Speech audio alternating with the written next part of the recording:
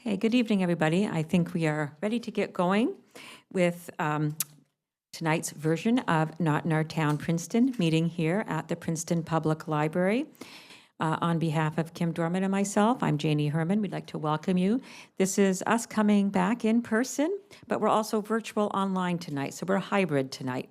We have many members here in the room with us for the meeting, just like in days of old before the pandemic, and we hope that these in-person meetings will continue, and we're so thrilled to have two speakers here with us tonight who are going to be in conversation.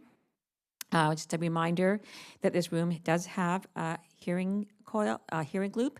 So if you have a T-coil enabled device, you can turn that on, or you can ask us for hearing assistance if you need it. We have headsets. And also the restrooms are out in the hallway, and please silence your cell phone. I'm also just going to announce, just because I think it'll be of interest to the people here, and this is going to be an in-person event coming up this Thursday. We're really thrilled that Peniel E. Joseph is going to be here, and he's going to be in conversation with Lawrence Ralph. So Peniel Joseph is a historian. Lawrence Ralph is also a historian over at the seminary, and they're going to be discussing Peniel's new book, Freedom Season: How 1963 Transformed America's Civil Rights Revolution. And it talks all about how 1963 was a watershed year. Not only was it the centenary of the Emancipation Proclamation, it was also the year that really started the mass protests and other things that would bring about the civil rights movement. And so it kind of looks at that whole year of 1963 and how it really shaped and changed racial politics in America. So we hope you'll be able to join us. That's on Thursday night at 6 p.m. 6, not our usual 7, so 6 p.m. right in here, if you'd like to be a part of that conversation. Okay, so now without further ado, and I think we've got a good group waiting online for us and in here in person, so I'm going to turn things over to Joyce Trotman-Jordan, who is going to do the usual opening and introduce our speakers. Thank you.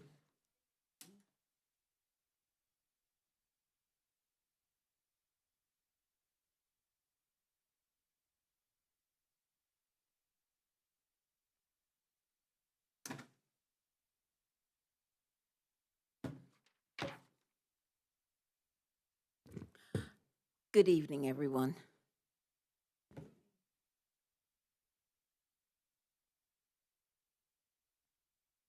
We'll begin our session this evening with acknowledging the land on which we are living.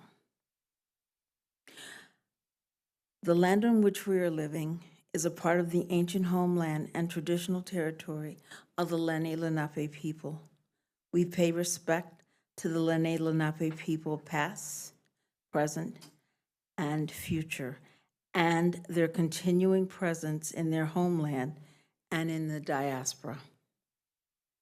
We also acknowledge the millions of enslaved Africans and their descendants on whose backs the wealth of this nation was created.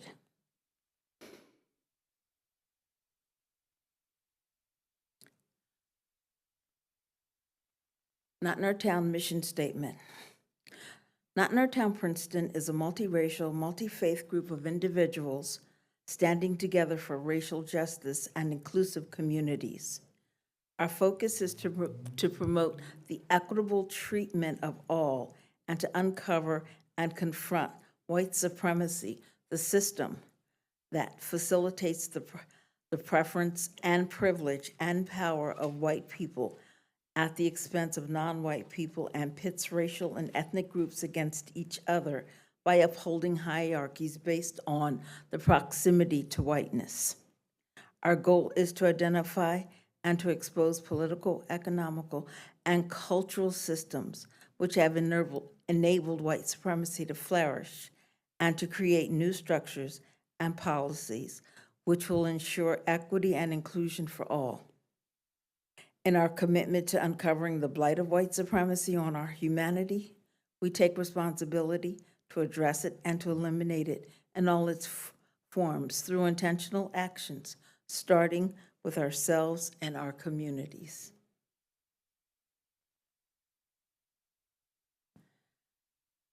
I'm so looking forward to this program tonight. I'd like to introduce our speakers. Zhang-Choi and Karen Gaffney will share their experiences over the past decade navigating questions like what is privilege and what responsibility? What is responsibility and what actions, what does it have to do with me, basically? Laura Zhang-Choi often finds herself at the intersection of faith and justice. Laura's advocacy centers around LGBTQ plus rights and inclusion, mental health, pluralistic education, anti-racism education, accessibility, and community building.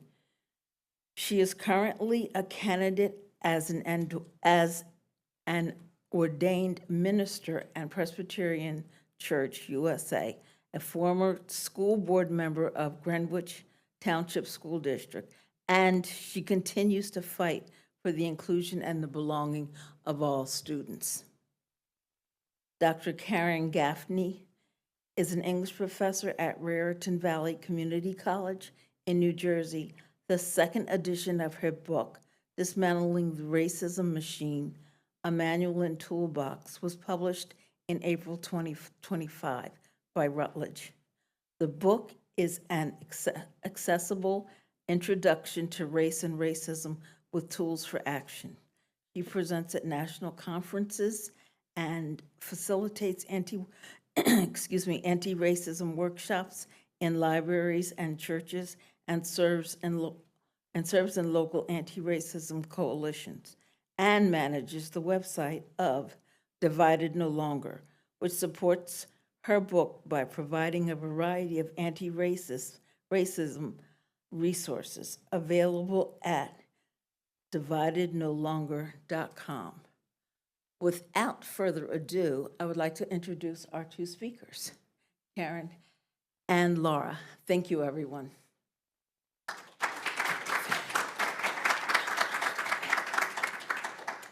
Thank you so much. We really appreciate being here. A special thank you to the library, Labyrinth, and to Not in Our Town. So I would like to kick things off by asking Laura, how did you get involved in this?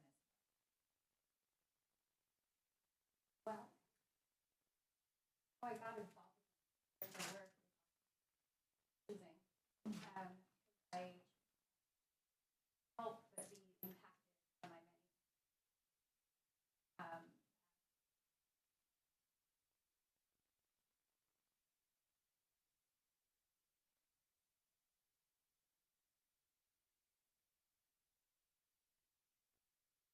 Grew up lower class, had free lunch all my life, and parents until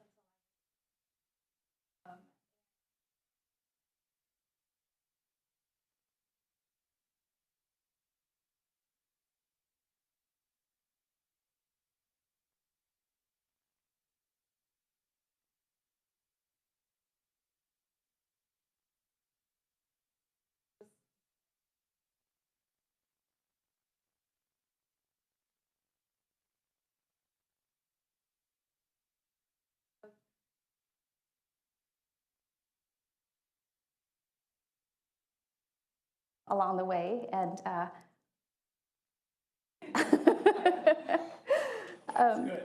thank you. So a lot of the work was many of these identities I didn't choose. I either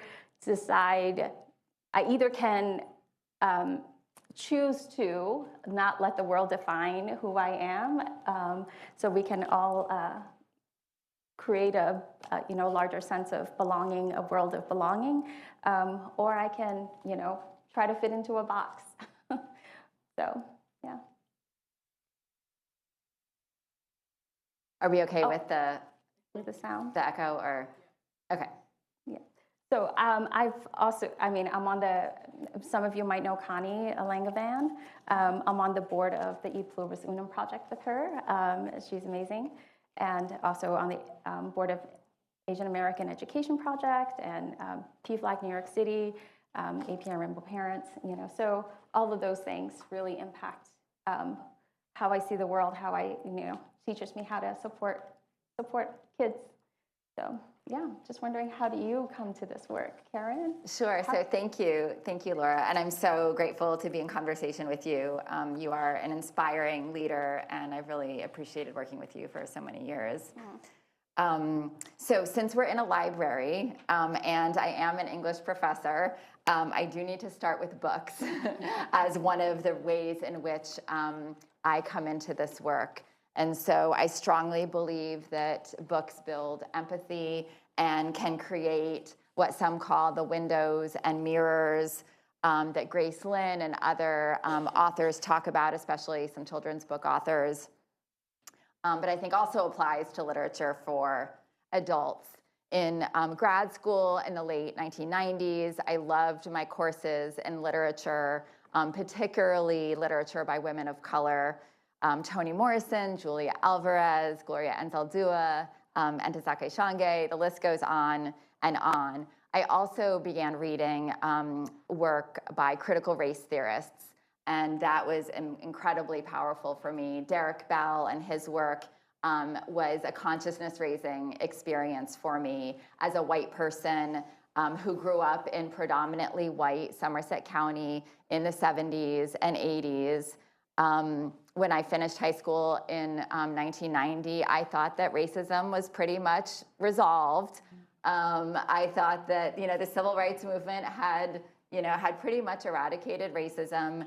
I had no idea that race was a social construct. I had no idea that whiteness was an invention. And so I was incredibly unaware and ignorant of so much of what we'll be talking about tonight. And reading this literature, reading critical race theory, really helped to open my eyes and sort of put me on a path to where I am today. And that is as a professor who tries to share this work with my own students and also with people in the community.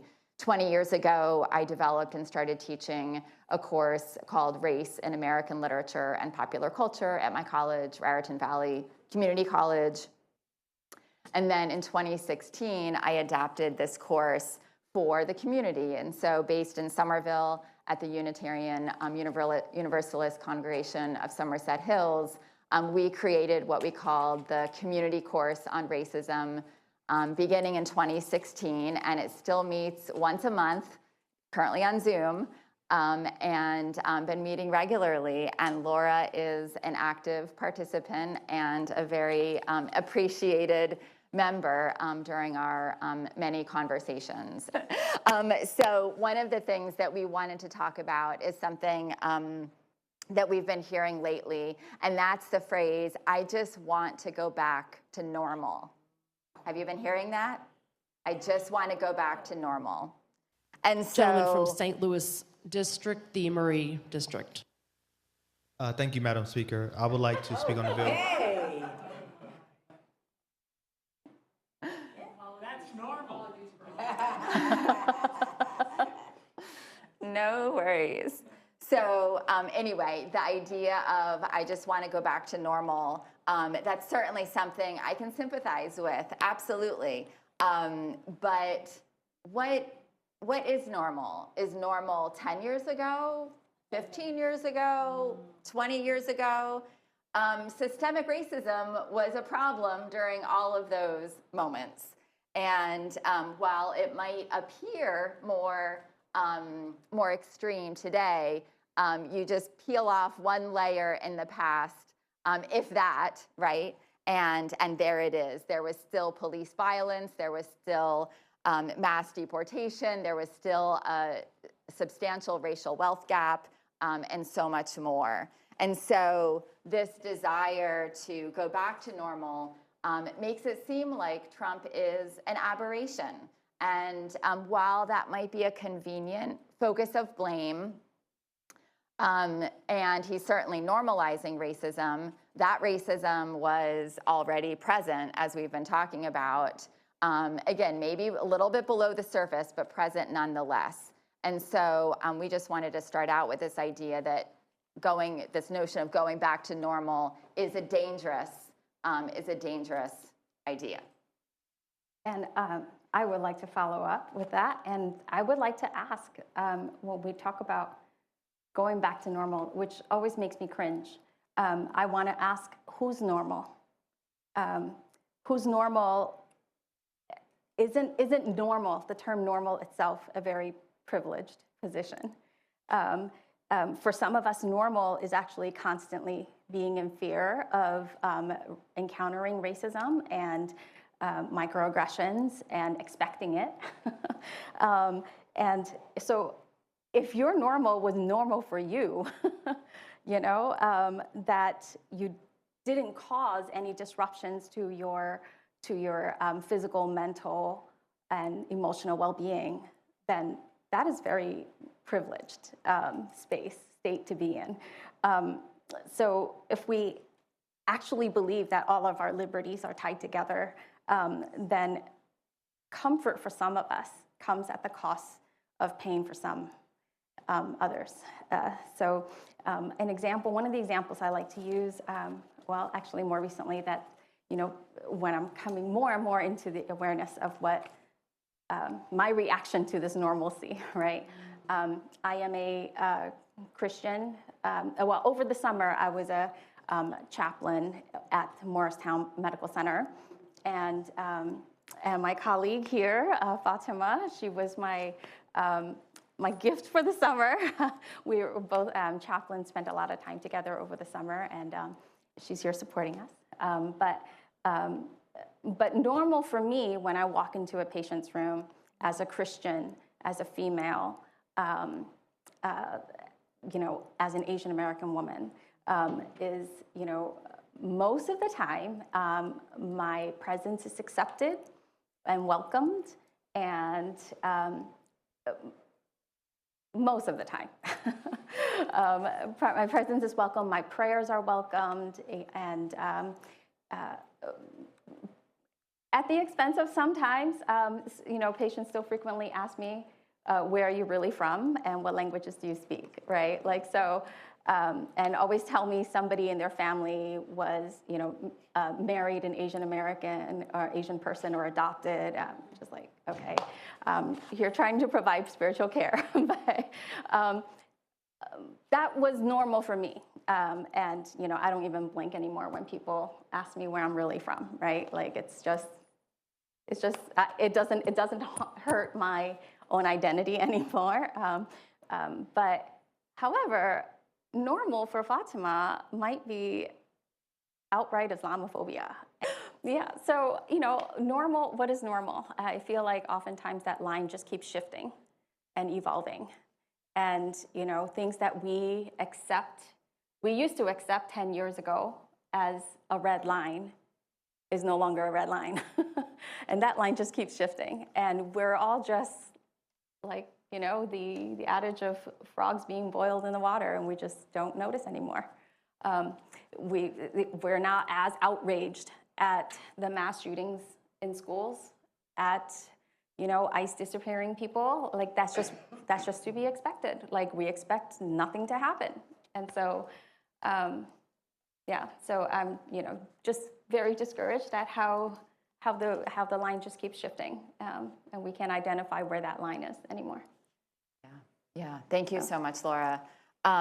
We also wanted to build on that by talking explicitly about the concept of white privilege, which obviously has gotten, you know, plenty of attention over the past several years. But there were a couple of key points that I'll start out with, and then Laura is going to build on to that. So just to start out, what this means to me, what white privilege means to me, is within a society like the US that is structured around a racial hierarchy, white people are positioned at the top of that hierarchy and have access to more benefits and unearned advantages than Black people, than Indigenous people, than Asian Americans, than Latinx people, and to other people of color. But also, today, as you, I'm sure, know, some white people think that white people are the most oppressed racial group, meaning at the bottom of the racial hierarchy. They think anti-whiteness is real. They think reverse racism is real. And we should acknowledge that right-wing media makes this point on a daily basis, often many, many, many times a day, and is echoed throughout the federal administration. White people have been taught to fear becoming a statistical minority. I think that is one of the most powerful fuels in our current society that we're really not talking that much about. White people can be oppressed, but it is not because of their racial identity, since they are in the dominant group rather than the marginalized group when it comes to race. But certainly white people who happen to have another identity that is marginalized, which is probably many, many, many of them, whether it's class, gender, sexual orientation, ability, and so on, can certainly be marginalized through that identity, but it is just never, it's never about their whiteness. Another layer to understanding white privilege that we've been talking about is we've been talking about this. This is not getting the attention it needs to, though. Is that sometimes white people think that the term white privilege means that racism is good for white people. And we really want to push back on that idea. Yes, again, white people benefit the most in a society structured around white supremacy, but everyone, including white people, would be better off in a society without white supremacy, where everybody could flourish. Our various groups have spent time talking about Heather McGhee's amazing book called The Sum of Us: What Racism Costs Everyone and How We Can Prosper Together. She does an amazing job of explaining that racism pits people against each other, creates a zero-sum game mentality, and ultimately serves no one. And we would really be so much better off without that mentality in a place where everyone can flourish. But that's not the focus when we talk about white privilege. Yeah, I think we can't help, right? We really can't help it because we live in this capitalist, world and society, and we believe that it is infused in every system, from competitions and games and, from childhood up to, it's in the air we breathe. It's this idea that more for you means less for me. And if I get more, then you get less, we can't, I just feel like that imagination is so limited and so small that we can't imagine a world where if we all get more, then that's more for all of us. And I think the example I like to use is the disabled community when they fought for the ADA, American with Disabilities Act. I have many friends in the disabled community, and they were largely an invisible population. One of the things they fought for were curb cuts on every street corner, right? So yes, they can become part of the public community, but it benefits everyone. Mm-hmm. It benefits bike riders, seniors on walkers, and strollers. It benefits everyone. But that wasn't something a mom with a stroller fought for. But they could see that vision, and they knew that fighting for the rights of the most vulnerable populations will benefit everybody, society at large. And I just encourage us to have a bigger imagination and not buy in so much with a zero-sum game, because that is not how communities can flourish. Yeah. So, yeah. Thank you so much for that. I think that leads well to the last point that we wanted to highlight, and that's the notion of developing and applying an anti-racist mindset. And that's really where action comes in. And so developing that anti-racist mindset in my work has really focused a lot on unlearning false racial myths And so I spend a lot of time in my book, Dismantling the Racism Machine, talking about unlearning those false racial myths. And so I'll just mention 3 of them here. Debunking the myth that race is biological, which is an incredibly dangerous myth.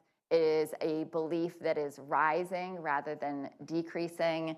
And I spend the first chapter in the book talking about what it means to say that race is actually a social construct and not biological. I include talking points that are accessible. I'm not a scientist, I'm an English professor, and I really want to have people from a wide variety of disciplines understand the importance of debunking this myth. Second, debunking the myth that race and whiteness have always existed. That's something else that I spend time on in the book. We tend to think that humans have always placed value and meaning on skin color, but that is just simply not true. We did not always have societies based on hierarchies of skin color. That is a relatively recent human invention. And then finally, the myth that I was fully indoctrinated into, the myth that the civil rights movement ended racism. And it really took me several courses in college and beyond to understand that that was just simply not true. And so debunking these myths is increasingly difficult in our current era, where almost daily it seems like there are executive orders to whitewash history, to limit school curricula, to take down museum exhibits, and the list goes on and on. So debunking these myths, being able to talk to family members, neighbors, friends, and so on about this is really, really, really critical, more than ever. And but the anti-racist mindset can't just stay in your head. You have to act upon it. That's extremely important. And so applying that anti-racist mindset, that whether it's your daily decisions about whether you're at work, whether you're at home, whether you're in the community, wherever it is, those daily decisions that might seem minor really do add up. And then the big decisions related to however you might have power, whether it's at work, in the community, or in another space. Thinking about how can you support organizations and groups that are already doing the work and lifting them up. That is also really, really critical. Not thinking, well, you just are going to jump in and decide what's best for everybody, but see what work is already happening and how can you support it.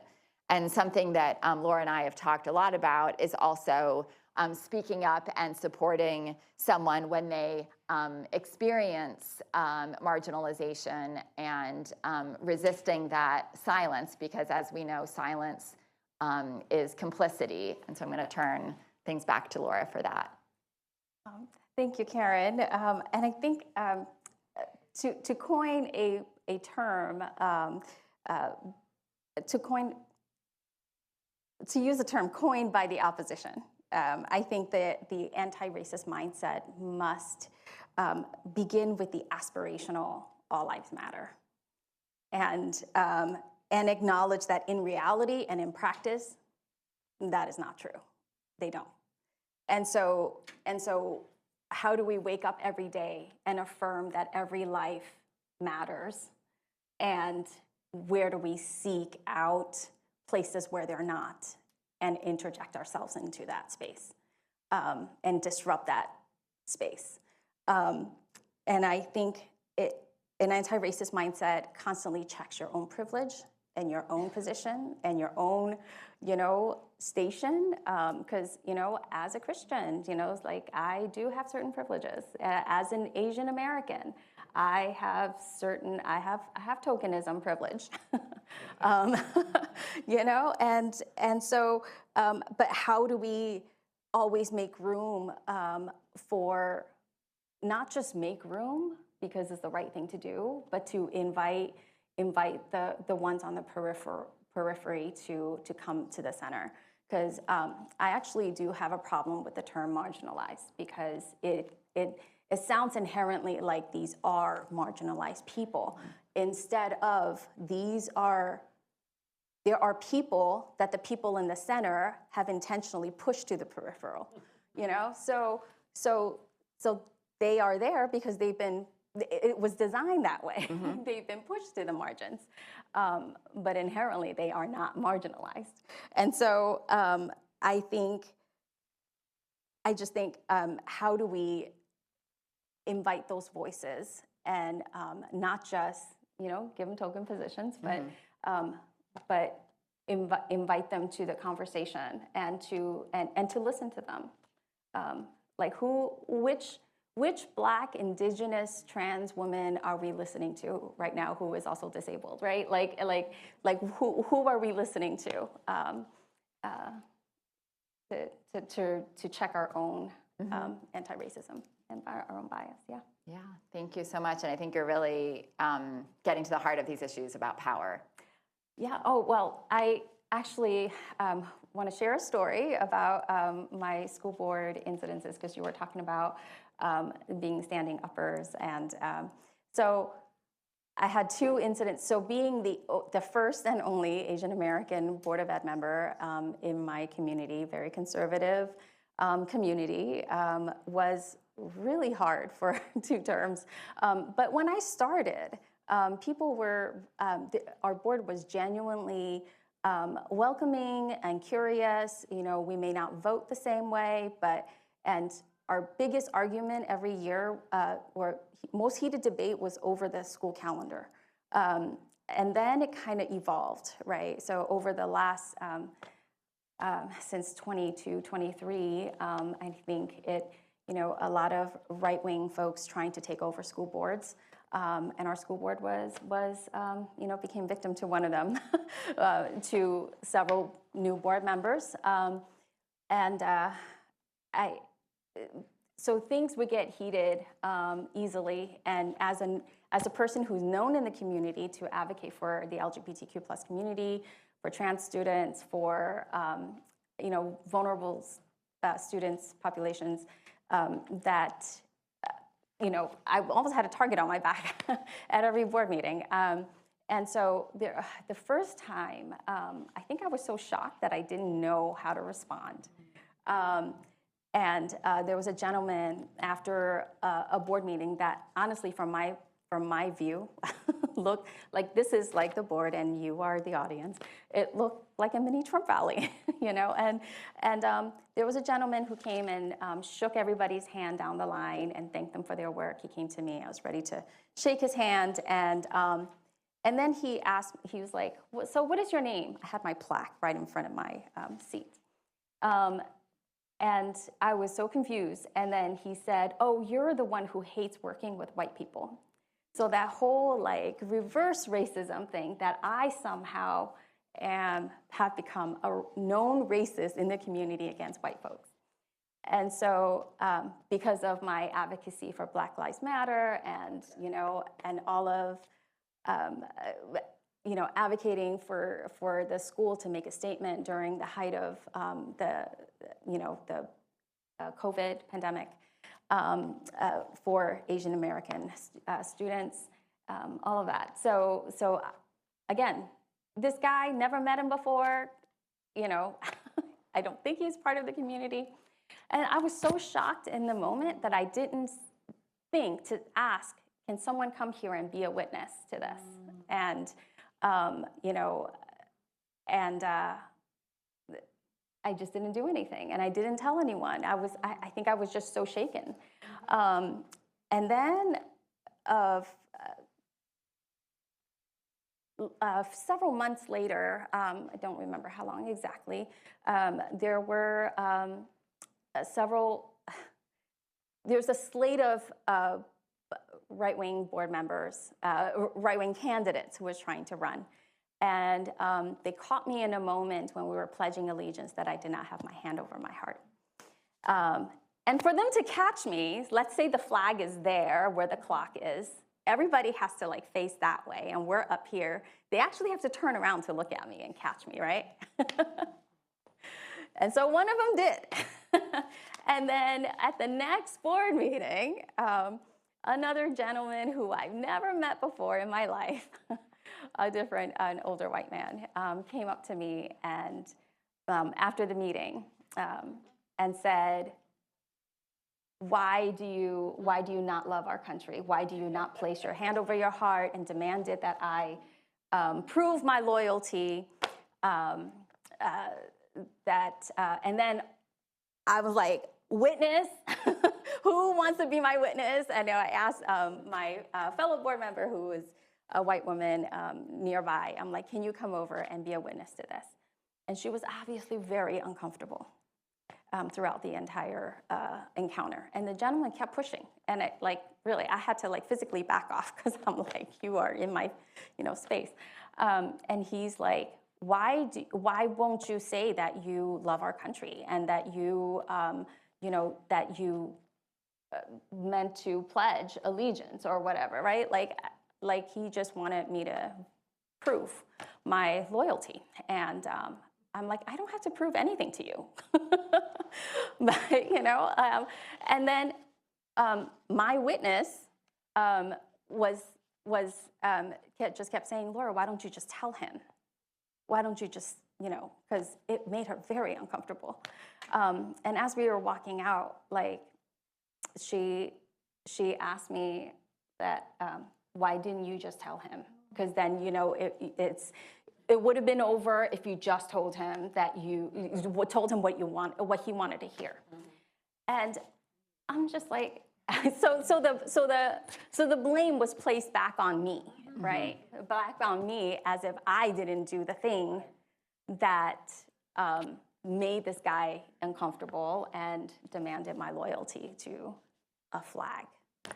So, yeah, those are just incidences that I don't think ever happened to any other school board members on my board, but those are clearly they didn't, see the qualms in crossing those boundaries with me.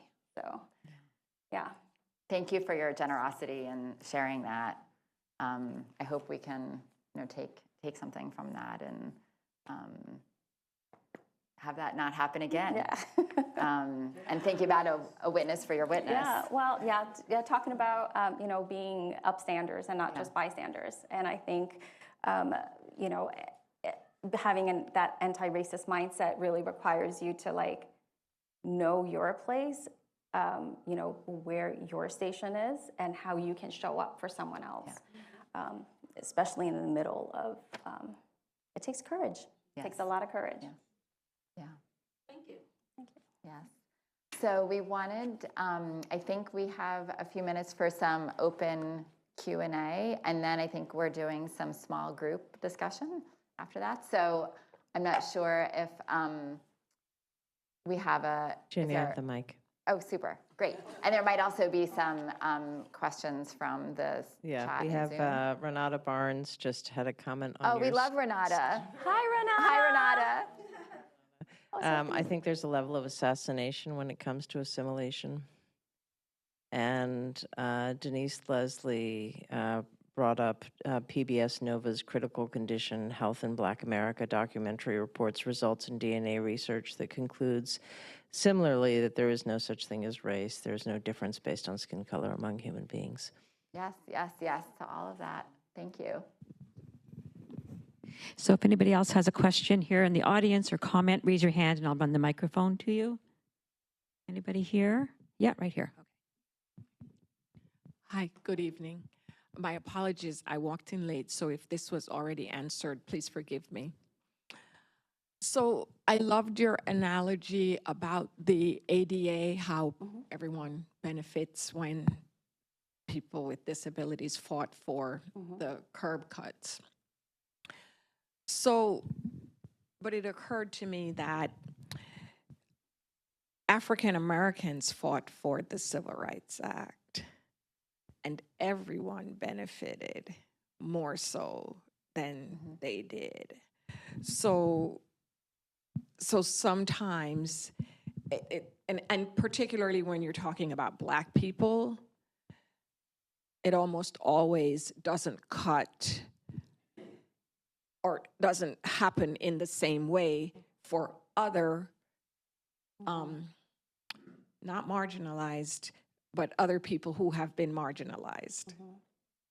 Right? So I just want to make the point about how anti-Blackness works even amongst other people who've been marginalized, that it still operates in a different way, and the end result has not been historically, doesn't have the same zero-sum, outcome. So thank you. Thank you. So I'll just mention your comment is making me think about affirmative action in particular. Do we know who the biggest demographic beneficiary is of affirmative action? White women. White women. And they're some of affirmative action's fiercest opponents. Yep. Yep. Who benefited. Yes, yeah. So I mean, thank you for that. That really, I think, connects to that. Thank you. Okay. Anybody else? I think up here. Up front. Okay.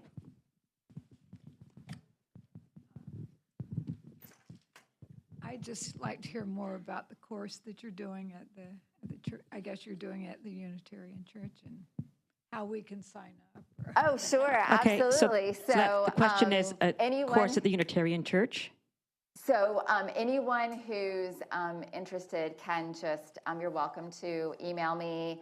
I have several emails, but dividednolonger@gmail.com is certainly one that you can use.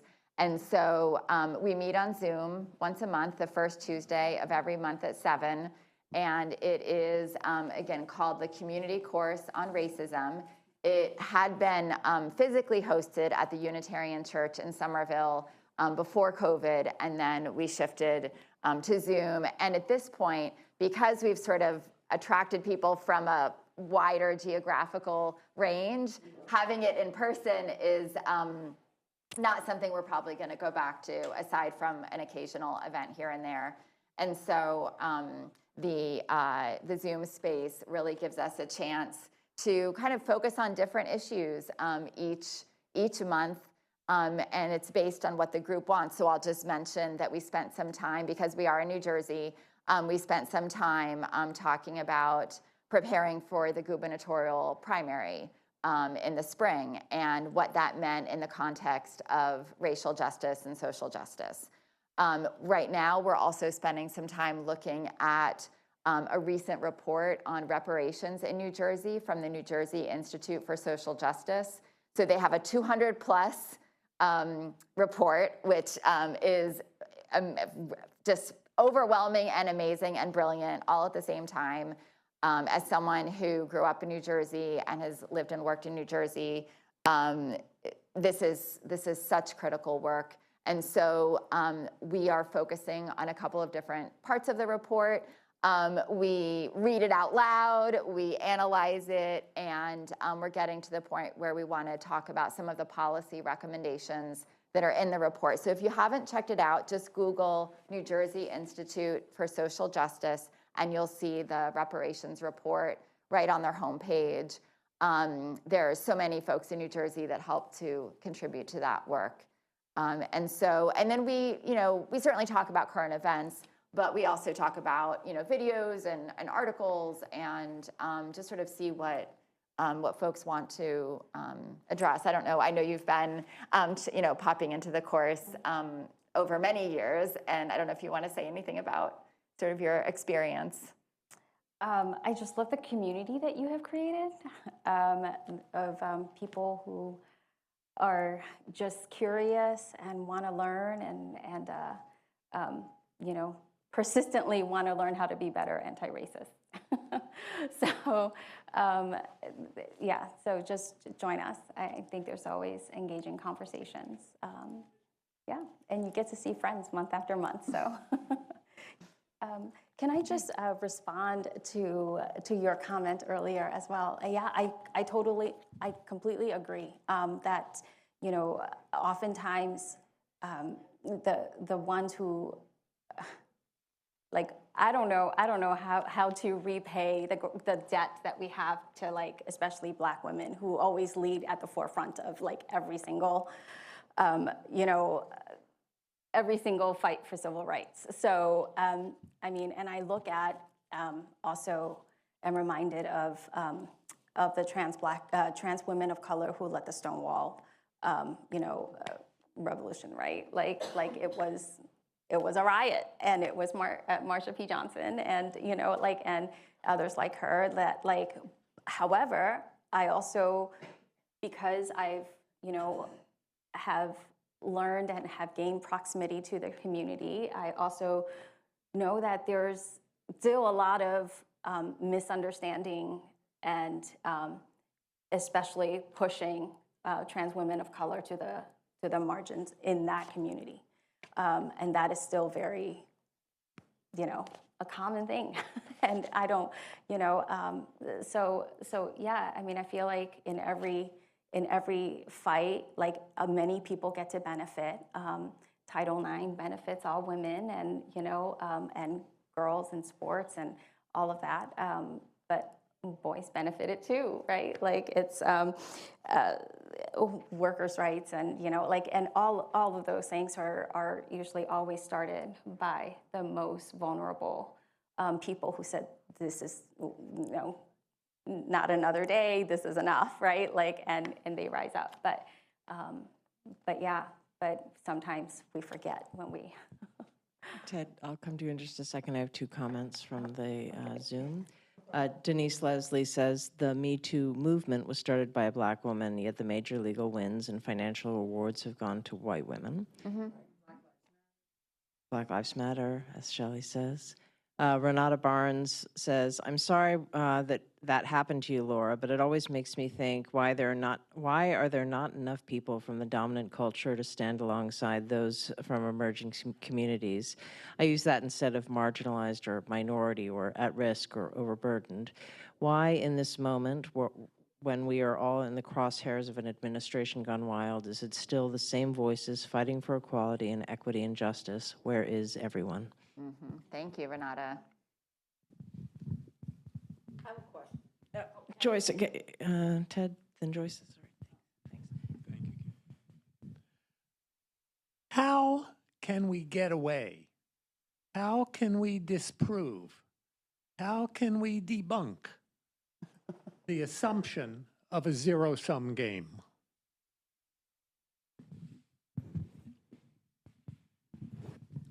My question is, how come we don't have like more, how come there aren't more white people like, for example, John Brown or Jane Elliott? Mm-hmm. So why aren't more white people willing to stand up and use their voices? That has been bothering me, or that's been troubling me for a long time. Mm-hmm. And I think those 2 comments are connected. So I'll do you want to? Go ahead. Okay. I mean, I'll chime in. And I think, and speaking for myself as a white person, I think a lot of it comes out of initially being fully indoctrinated into a system of white supremacy, but thinking that that you're supporting equality. So when I grew up in the 70s and 80s here in New Jersey, I often got the message, like, everything is equal, everything is okay. And anytime I might have heard about somebody not, being successful or something like that, I was like, well, maybe they're just not working hard enough, right?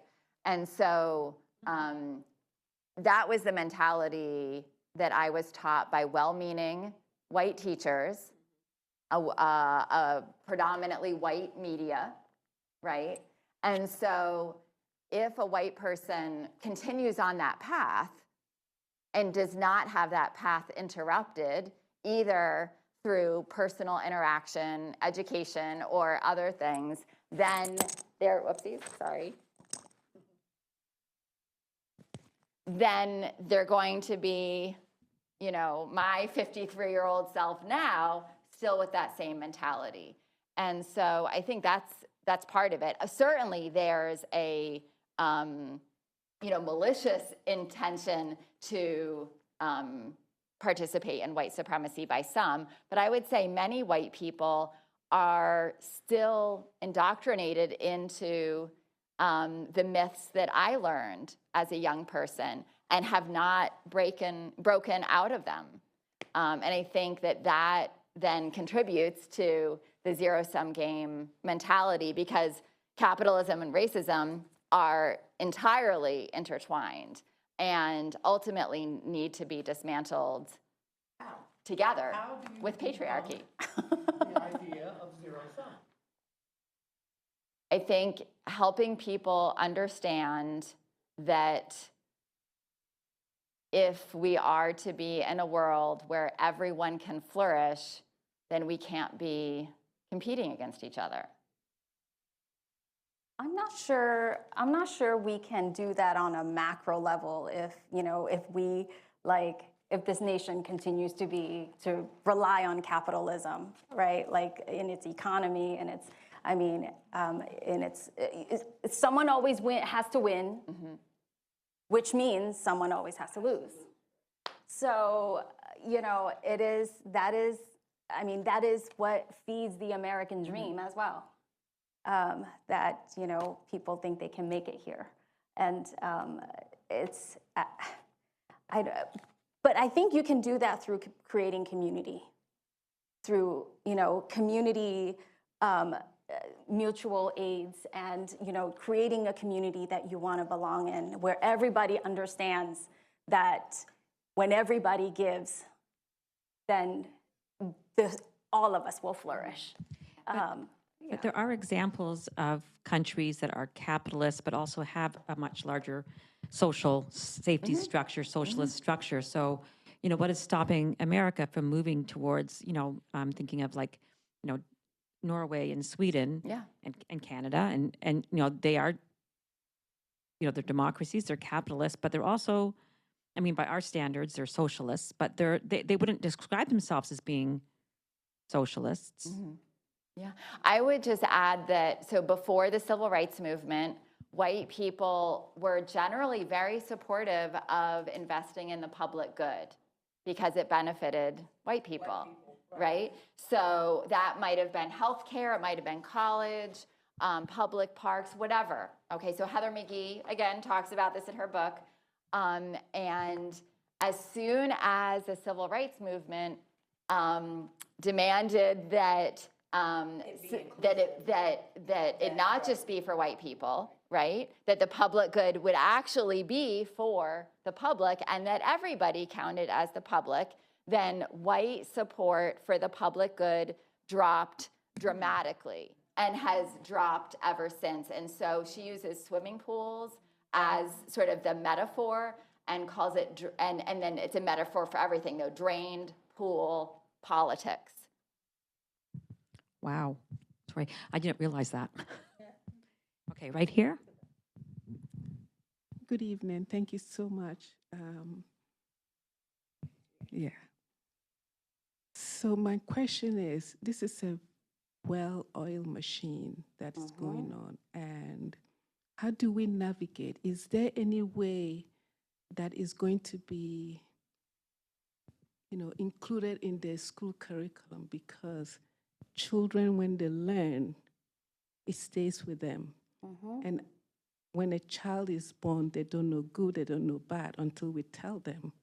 Children love me and dogs to animals. But how do we teach our teachers to teach our children that we are all the same, we are all equal, and we all have the potential, instead of telling one child you're very special.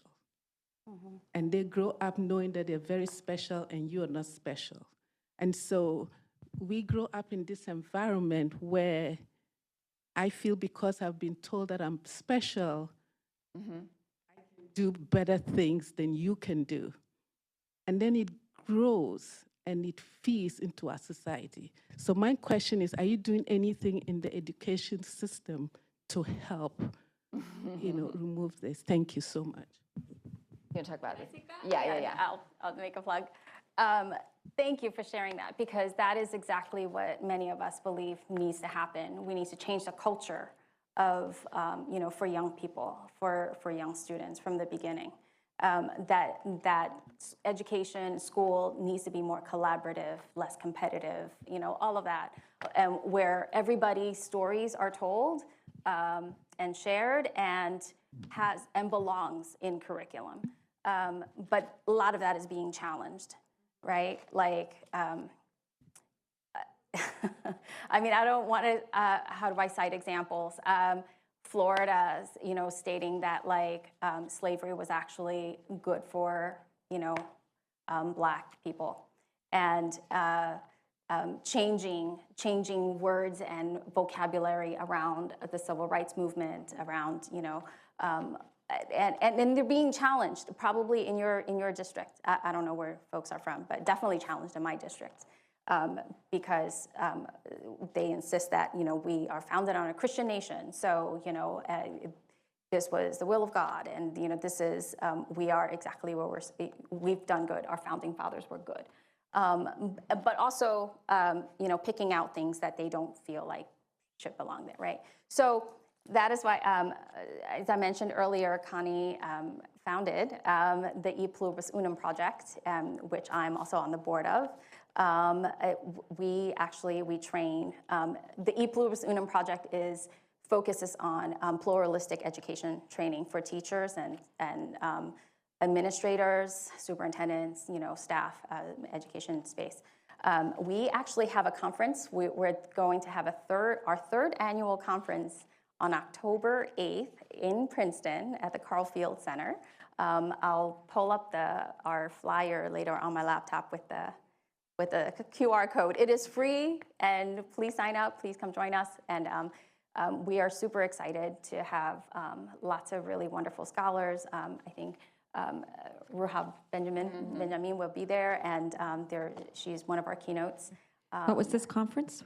It's called the Pluralistic Education Development PD Conference, Pluralistic Education Professional Development Conference for New Jersey educators, so public school educators can get professional development credits through it, and it's free.